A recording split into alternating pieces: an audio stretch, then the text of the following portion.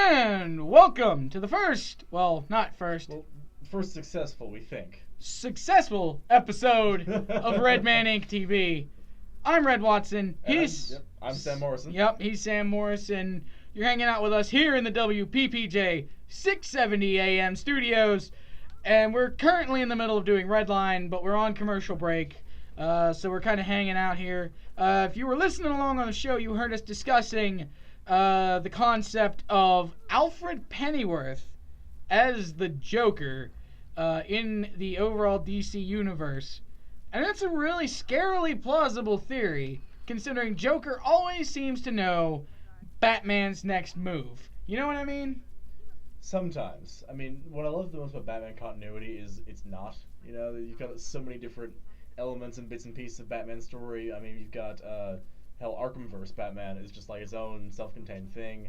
You've got, and Batman's Joker is clearly not Alfred in that one because you murder Joker at the end, and Alfred is still talking to you over the radio, so, you know, and then you've got, like, Year One, which is also excellent, and it's such a complex idea for anything, it's just exciting, because you can do this in comics, you can have fun.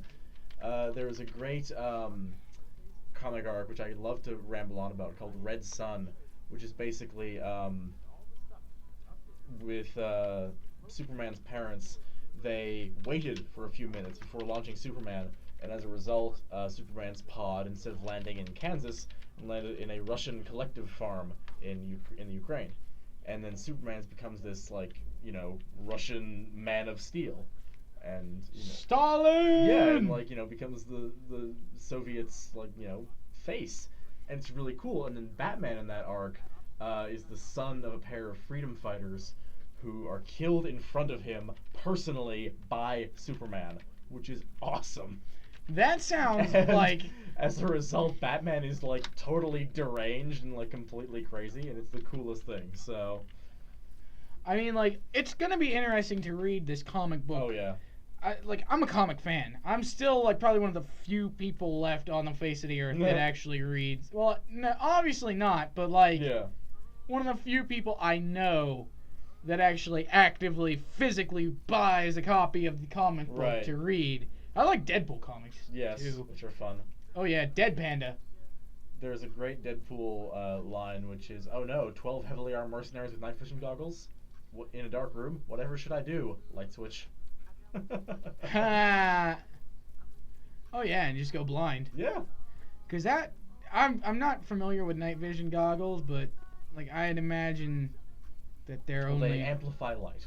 Yeah. So, let's say a room is lit by a candle, it'll make it look like it's lit by a lamp.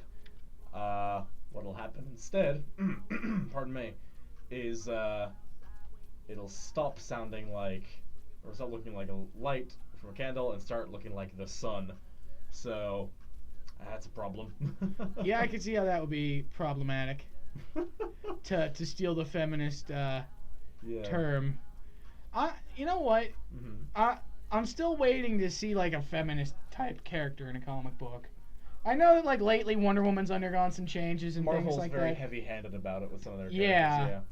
But, like, you know, let's get an ass-kicking woman. Can that be, like, not... more than, like, eye candy, can we just get, like, a woman in blue jeans and a plain t-shirt that runs, like, at the speed of a bullet train? So, okay, like Punisher, but a woman.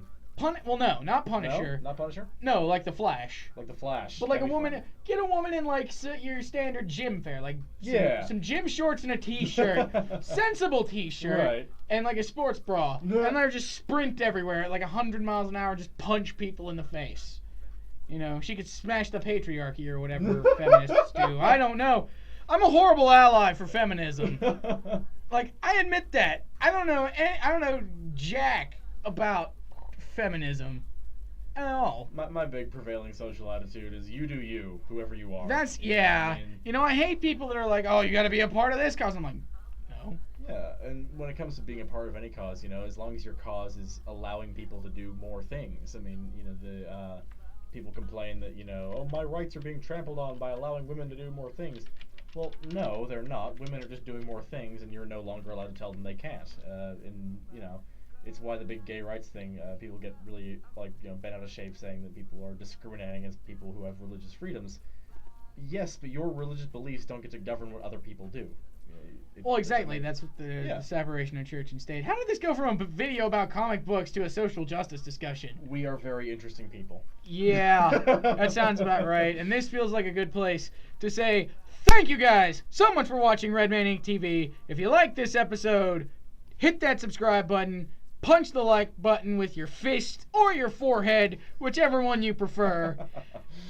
And I'll see you guys around next time. Ooh, yeah!